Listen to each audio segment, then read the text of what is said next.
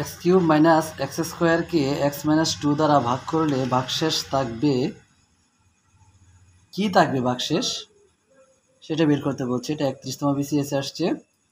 তো এই ধরনের অঙ্ক আসলে আমরা এটা দ্বারা এটাকে তো ভাগ করতে গেলে অনেক সময় লাগবে। তো আমরা কি করব, এক্স মাইনাস 2 ইকুয়াল 0 ধরব। তো এক্স ইকুয়াল টু আসবে 2। এই 2 আমরা এই এক্স কিউব মাইনাস এক্স স্কোয়ারের মধ্যে বসায় দেব।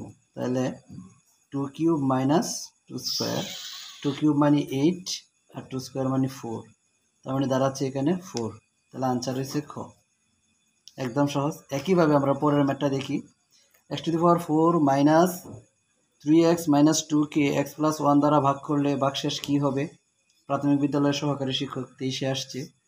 তো আমরা এটা আবার আগের মতোই এক্স প্লাস 1 ইকুয়াল 0, সুতরাং এক্স ইকুয়াল -1, -1 আমরা এখানে বসায় দেব। -1 two the power 4 minus 3 into -1 -2। তাহলে মাইনাসের উপরে পাওয়ার যদি 4 জোড় থাকে তাহলে সেটা মাইনাস রিমুভ হয়ে যাবে, তার মানে এখানে 1 হবে। মাইনাসে মাইনাসে +3 -2, তার মানে 3 আর 1 4, 4 থেকে 2 চলে গেলে 2। রেজাল্ট হচ্ছে ক। তো আমরা এইভাবেই অঙ্কগুলো সমাধান করতে পারি।